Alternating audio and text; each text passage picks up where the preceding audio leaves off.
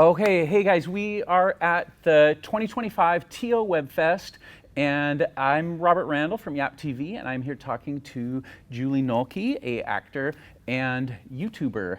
And so we're doing this as part of an event for Vancouver about empowering actors to be their own creators, something that you have done wonderfully well. Oh, thank you. And so what I just wanted to start off, like I've taken a deep dive into your channel, and love all that you do. In fact, I work with a lot of young people, young actors, and very often I've pointed them in your direction for inspiration, because I feel like you're doing what actors should be doing. And that is creating for themselves, not sitting around waiting for the phone to ring, but writing and just making your own stuff. Yes. And I couldn't so agree more. Yeah, so that's what I've kind of always admired about you and Thank your, you. Well, your channel. it didn't come out of pure inspiration to start. I'll be like perfectly frank. When I graduated theater school, I tried to be an actor. I thought I would get an agent. I thought I would start booking roles, and then I would be famous. That's the formula. Naturally. I went 7 years without a job, without booking a formal traditional film and television job. Now I did a lot of work in that time, but it became quickly apparent that I couldn't wait for gatekeepers to hand it to you. Give me the green light, to believe in me. And to be honest, it's like in Toronto, it's a very highly saturated market. And so to separate myself initially, I thought, well, I'll create a portfolio of what I can do on YouTube. And then I could send it to casting directors, and that's how I would get cast. So that was the inspiration to try and market yourself. Exactly. Right. And I mean, that paired with, I had lots of other things I wanted to do. I wanted to write. I had a voice. I had things I wanted to say. When I was in theater school, they told me, Julie, you're all ingenue. Forget the comedy. Right. That's not what you'll get cast as. Right. And I need you to were do comedy. A creative person, and you needed an outlet. I needed an outlet, and I didn't want to stay in my lane. And YouTube is this beautiful place where you don't have to. Right. I could write my own stuff. I could act in it, and then I could do the editing and all the post-production. Right. And so, what was your level of confidence when you started? Way too high. By started, I mean not like when it was scripted, when it was acting, and required editing. Oh gosh. I mean, I think because I went into it thinking no one would ever watch. Right. I think I was fearless. Yeah. Right. And also, you have to remember, I was in a relatively dark place. I had spent a couple years not doing my craft, spending a lot of money on acting classes.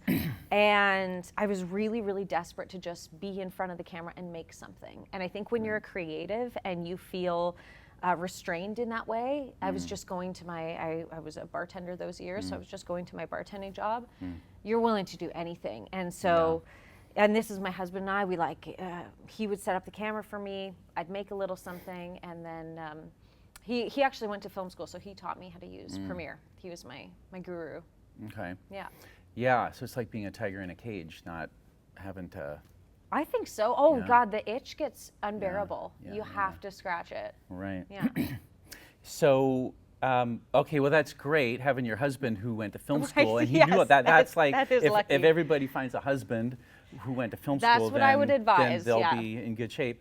And so what did you have to learn? Did you have to learn anything? Yes. Did you do it as you went along? Like, what was the things you had to learn, or did you just act and your husband did do the rest, or like what? No, I honestly had to learn everything, and I went into it thinking I was a good actor, and I had to learn very quickly that was not the case. Not that I wasn't good, but gosh, you see yourself on camera or on screen over and weekly, you quickly learn, like, I've got these crutches, I've got this thing I do with my eye, I've got these, and so I was even kind of fine-tuning my acting through all this. And the reason I say like weekly and over is because the one thing I knew I wanted to do was whatever we were going to make, I wanted to make it consistently. Right. And so we were focused on making consistent videos. I was focused on making consistent videos because I wanted to get better. And so I had to learn everything. I learned to be a better actor. I learned all about sound. We did not have labs and mics to start. We started with a Canon Rebel. So was that hard though? Like one of the things I'm hoping some people might take away is the idea that they should go for it, that they can do it. Was there anything like so scary that it was like stopping you? No, absolutely not. Right. No, there's nothing scary about creating. I mean, we all have the camera that's better than I started in our pockets. You know? Yeah. We're all capable. We're all storytellers. We all have something to say at all walks of life. Yeah. I think that what's important to recognize with that, though, is that while we're all coming into this and the barrier for entry is very low, I think respect for the craft is also very important. So coming in and going, yes, I want to make this video on my phone, but then having that beginner's mind of, well, what can I learn here? Can I learn about sound? Can I learn about lighting? Can I learn about cinematography? And just respecting that this is a much deeper craft than maybe just a vertical TikTok video, you know? Yeah, true. And so did you have any expectations, like when you were making those, like, and I want to talk about like when you started making some of those early vids, like I'm thinking of, there was one I noted that I really liked the concept of, and it was called Two Sides of My Brain. Just because it's like a simple concept. Yeah. There was a shot on you as this character. There was a shot on you as the other character. Yes. Yeah. And tell me about that. And I mean, those videos kind of stemmed from two things. One is that I wanted to shoot something, and none of my friends were free, so I played all the parts. Yeah. But someone read off camera for you, I assume. Did you have a person acting the other part? No, never. You don't? No. Usually I'll try to get my husband to read lines with me. So you're talking to nothing as you say your lines. Oh, buddy, you got like a mark on the wall. I wish you could see it. Yes, and people ask for bloopers. There are no bloopers. I write the scripts, I memorize the scripts, and I act with no one. You act with no one. I act with no one. Okay, this is really resourceful. And I'll tell you what, I do 3 or 4 takes. Yeah. All different. Yeah. I try to do them different so that when you get into the editing room, you can really piece together the puzzle of how do I make it feel like these two people are really reacting together? Because they do. I totally thank you. assumed you had a stand-in over there reading the other character's lines. Oh my God, I wish. Camera. I wish. No. So that's kind of the one avenue of why we started making those videos, or why I did. And then the other is that it's just like their therapy, like the two sides of my brain that was something I was processing, and I was like, I gotta talk about it. Right. Yeah. One the irresponsible side, one the logical, That's me. organized side. Okay. That is it. So. Okay, so now when you started these early projects, what were views like on YouTube? Did you care what they were? And if they were low, as I assume they were, kind of like what made you decide I'm still going to keep doing it? Oh gosh, probably blind ego, like not to beat around the bush. Definitely, views were very low. Yeah. I remember celebrating my first 100 subscribers. I had like a little party. With your off-camera talent. It's just me with champagne. Playing all the characters celebrating. Yeah, exactly. No, the views are very low. I think again, because I didn't go into it thinking it was going to be a lucrative career. Yeah. I didn't think YouTube couldn't really be a career. Like 12 years ago, it was like there was a few people that could maybe make it. And so it really was a portfolio of my work, and I think there was like a little bit of traction that came from some AdSense revenue, maybe a couple $100 a month. Yeah. But it's enough to get that like serotonin hit of, right. Oh, I'm not going to stop. $100 a month. I'm not going to stop. Being at a poker table and winning one hand. I know, that's what it is. It's a gambling addiction. Yeah. I've lost 10,000, but yeah. Hey, I won 100. Well, and I think just going back to the original purpose of the YouTube channel, because when I think back, because it was meant as this creative outlet, It Yes. really was a fun hobby that happened to have this kickback of a little bit of money. So Right. it was hard to justify not doing, Yeah. you know. Yeah. It made us so happy. Although, sorry, can I also just say, Yeah, go for it. by year like 5, the novelty had worn off. Right. It was I really wanted it to be bigger. Right. Yeah. Right. Okay. Talk to me about your creative process. Do you start with a character, a concept, an argument with your partner? Like what? Because you've got so much varied skits on there. What sparks it for you? All of the above. All of the above. I find I usually need some sort of constraint or container to start. So if I'm feeling writer's block, let's say, sometimes what I'll do is I'll say, what's an accent I really want to learn? Oh, okay. And I'll go, German. Great. We're going to work on the German accent for a few days, and I'm going to write a sketch about with it. Right. Or sometimes it's easier than that. Sometimes it's an interaction at the grocery store, and I go, oh, that's a sketch. You know, some of them hit you, and you go, that was easy, and some of them I have to work a little harder. I've just over the years kind of gotten better coping mechanisms of how to. Do you keep them on your phone like a big idea file? Yeah. Like, ooh, a grocery store, stop there, write and something they don't down. make any sense except to me. Yeah. But there's one on there right now in like my notes app that is like, guy is not embarrassed about his fly being down, and that's just there. And I haven't made that video. It's just been there waiting. It's been there for 2 years. There was one that I had on there for a long time, which was called Suck Break. And What it break? Was a suck break. A suck break? Okay. And it was, I wanted to do a construction worker that still used a baby pacifier when all his like buddies were going out for a smoke break. Were you going to play the construction worker? Well, yeah, and I was like, maybe I'll get my buddies involved and do it. And it was there for years. And finally one day I was looking at it and I was like, I'm just going to make it. And so that same day I was like, we're going up at the garage, and we filmed it. So it exists. Suck Break exists. It's on your channel? It's on, it's only a vertical video. So it'll be on YouTube Shorts or YouTube like Shorts, search Suck IG Break. Reel. Yeah, search Suck Break. Sorry if you get weird so once stuff. you have your idea, do you just start writing it, or do you develop the character through any like process like improv, or like what do you then do? So if I start with an accent, there's usually some, or if I start with like a character trait, you know, I've got this one character who was built and he's like kind of inspired by a snake.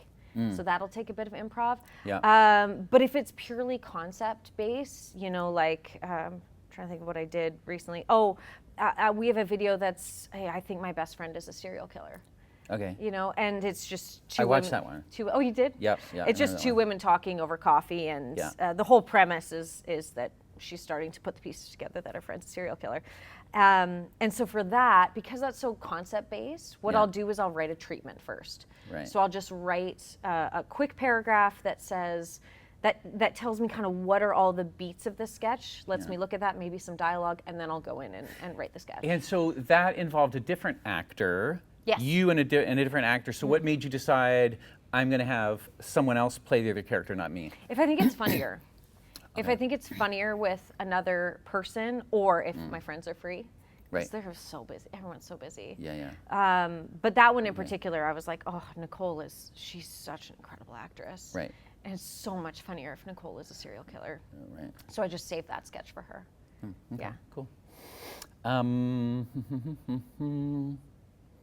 And when you're writing it, you just do it yourself, or do you got others? Do you like bounce it off your husband, or? Yeah, usually. Yeah. Yeah? He's pretty much my sounding board for this type of thing. Okay. I'll bounce it off him.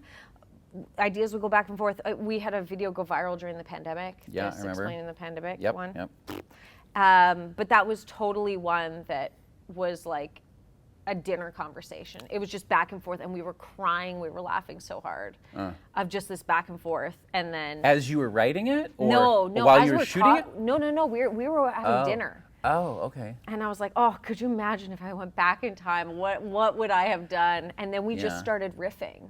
Right. And then I was like, just 1 second, I'm gonna grab my laptop. Yeah. You know, and you start, sometimes it hits you like that and you're like, oh, I guess I gotta write it right now. Yeah. Well, that's the creative what if. Can you imagine if? Yeah. And that's where ideas come from. Yeah. Exactly, What if yeah. this? What if that? Yeah. You know? So, okay. Early days, when you started, what kind of equipment did you use? Because this is sometimes something that scares people. Right. They don't know, oh, I don't have the gear, I don't have the lights, the microphones, or Yeah. stands, and I'm not a filmmaker. So, like, when you were starting, making that stuff, what did you have? Well, okay, so because my husband had a background, he went to film school. Yeah. He was always really passionate about the lighting, the sound, and Yeah. whatnot. So we started with a point and shoot, just like a Rebel Canon Okay, T2i. little DSLR, yeah. Yeah, tiny, Yeah. with like the kit lens, like that little plastic Yeah, lens. yeah. But he was also an advocate for let's go to Long McQuaid, because for $20 for a day you Yeah. can rent a lav, so we'll get a good mic. Okay. And they've got lights. And so I Right. think what we would do is we'd spend about $60, $40 on lights, $20 on the lav, Yeah. rent it for a day, and we'd shoot 4 or 5 videos in that day. I mean, we don't do that now, but Yeah. and a person doesn't need to do that. I mean, sunlight's beautiful. Why wouldn't you just use that? But that was just because he was passionate about it. It made him feel inspired and scratch that creative Yeah. itch. And Yeah, because I noticed a lot of your videos, like you're sitting right by a window. Yeah. And so you got the window light, Yeah. which always looks good. Yeah. And so I wonder what kind of lighting setup you had, or are you just using the window light? No, and honestly, our lighting setup is so basic. Yeah, Like we have two, at this point, we have 2 large LED Falcon IS lights that we use, but they have those like big domes on them, and we point them right at the ceiling. Right, just to bounce it and make it We soft. just try to get everything soft and even because they're comedy sketches. Yeah, you don't want to try and be a DP we're too not, much. We're not making a if movie you're here. just- Yeah, right. I just want the jokes to land. Right. Yeah. Right. Okay, cool. And then, so were you like directing yourself in these basically, or Yeah. was your husband telling you what to do, or was he just running the camera? I mean, it's hard to know where like my work stops and his starts. I Yeah. would say for the most part, because I write the sketches, Yeah. I'm usually the one directing it because I know, So how do you know when you got it? Like if you're shooting it, okay, I just did 2 takes. I Do you go look at it? I don't. No, I Or don't you go look at it, but I do about 3 or 4 takes. Yeah. All very different. Okay. All with different rhythms, because comedy is all about Yep. like the Yep. rhythm and the pace and Yep. stuff. And so sometimes I'll stop us and I'll say, look, I just want to go back and pick up at the top of page 3, and I just want to hit that faster. Right. And sometimes he'll give me that exact same note, or he'll throw away lines, or we'll improv a little bit. But Right. for the most part, that kind of discovery of if I've got it only appears in the edit. Yeah, we And just fingers crossed. And then when other actors appeared, usually just friends? Just friends, Right? yeah. Right on. Yeah. Right on. Sometimes I'll cold email somebody that I just really love Right. and just hope that they're free. Yeah. That was Nicole Power, who is now a friend. Yeah. But there's a lot of wonderful people we've worked with that I'll just put out a feeler and say, look, it's non-committal. It's 2 hours, 1 day. Do you want to make something with me? And most oftentimes people say yes, because actors just want to act.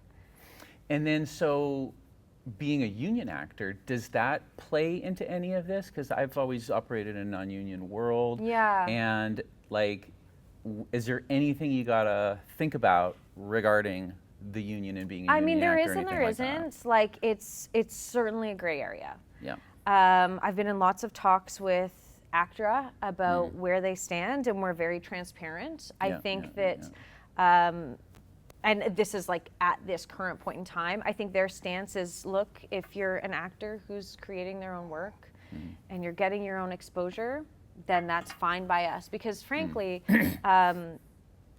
thanks to my YouTube channel, I've booked more union acting work. Right. As a result. So Right. I have the receipts to say, look, the YouTube channel is effective in my self-promotion. Right. And so far, they're okay with that, but... Well, that was my next question. What kind of benefit have you seen from being an actor creator? What kind of effect has it had on you in the industry at large? Huge. Right. Huge. I was nobody before this YouTube channel Right. took off. I mean, I booked, one line here, a couple Yeah. SOCs, but I got a role on What We Do in the Shadows because of my YouTube channel. And then I was invited to be in a development writer's room for CBC during the pandemic because of the YouTube channel, because the production company knew of me. And then that then led to working for 3 seasons on a CBC show. And I wrote... The Burbs one? Yeah, I wrote in the development room for that one, and then a little bit on season 1. And then when I booked the character, then I switched over to just being an actor. Oh, right on. So you got your foot in the door as a writer initially? Yes. Oh. Yeah. Oh, very cool. Yeah. Very cool. So yeah, that's another benefit about writing your own stuff is it makes you maybe realize you're more than just an actor. I have proof. Right. I have proof of That's it all. awesome. I know people will say, "Are you, what do you got? Send me your ideas. Send me your script sample." And I go, "Oh, here's my repertoire. Here's my years and years of work." Maybe we've answered this. Has being your own creator changed you as an actor, like in terms of learning anything from producing that has added to your skills or knowledge as an actor?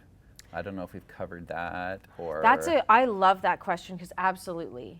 Yes, I think that, I think all actors need to do work behind the camera. Right. Because it makes you better. It makes you better for so many reasons. I'm much more efficient. I know more about, I did a student film really, really early in my career. Yeah. And I had this big emotional scene, and I did the #1 actor no-no, which is I gave them all my goods on the master. Oh. I gave them, bawling. I'm bawling my face off, and the camera's way over there. And it was a student film, so they want to do a master, and they want to do a wide, and then a 2-shot, and then a close. And by the time we got to my close, I was dead exhausted. I had nothing. I had nothing to give. I mean, that was early, but of course, when you work as a producer or even in casting, that's a really important role too. But just how does the sausage get made on the other side of the camera? Right. Helps you be a better actor. Yeah. Right. Okay, another video that stood out for me, What Canada Thinks of America, because I noticed it was your first video to get some serious views, according to, looking at your content there. Yeah. So it was kind of topical about the first Trump election, but simple shooting style, lots of shots. So it had some good, cheap visual effects with the split screens and stuff, camera locked off. Anything you want to talk about there in terms of that one hitting or what went into it or? I mean, oh God, I think about that video now and it's just so clunky. And we're so careful about political videos now. Yeah. No, I think I was experimenting with something. I think one aspect of YouTube I don't like, if I may, is that we are all at the mercy of a good thumbnail and title. True. And that part of it I really don't like because I feel like there can be really good content that just gets buried because unfortunately it didn't have this. Do you think the title is part of what helped that one catch on? Just for sure. What Canada thinks of America. I think everybody's wondering, I see a video like that, I go, yep, I want to know, especially now. Okay. Yeah, but I think it was a very catchy title. I think the thumbnail worked, and then and then it had that other thing where it matched audience's expectations when you immediately they stuck with it. Yeah, in the first 3 seconds you go, oh yeah, she's honoring what was in the title. Okay, cool. I'm gonna watch this. Yeah. So here's a cliche question, but what advice would you give to someone who is an actor who has that creative itch and is thinking about, creating for themselves? Yeah. Go do it is one thing, but any advice? I think my biggest advice is just that done is better than perfect. I think your first 2 years of videos are gonna be not your favorite, because there's just a huge learning curve, and there's so much growth that young actors need to do. And like, I mean, I learned to edit, and I learned to write better, and to produce better, and how to use the platform better. But I'm very thankful that making perfect videos was never my goal, because had that have been the case, I never would have posted anything. And I think you just have to be brave to make something that's maybe not great, and use that as a learning experience. And that's also what I love about videos with lower views, is that I get to fail. Not a lot of people saw it. You know, I come out you pretty get to fail. Nobody saw you fall over. Yeah, I get to come out unscathed, and I get right back up next week. Yeah. Yeah. Okay. Good. Did I miss anything? No, I think that's great. That's good. I think that's all right. Yeah. Well, thank you for thank you. Coming here and sitting down to talk. And I'm sure a lot of people are going to get inspired by your story. Oh gosh, I hope so. Actors make stuff. Yeah. Make stuff. Yeah. I don't know. I'm not getting cast in anything right now. If that brings any solace to anyone. At Julie Nolke on YouTube. Yeah. And Instagram, all of them. At Julie Nolke. That's the one. Yeah. There you go. Thank you so much. Thank you. Yep. Cheers. Okay. Thanks, Dale. Okay, one of you clap, please. Oh. Camera. Good. Good, Synced. strong clap. Synced. Right on. Yeah. That was great. Thank you so much.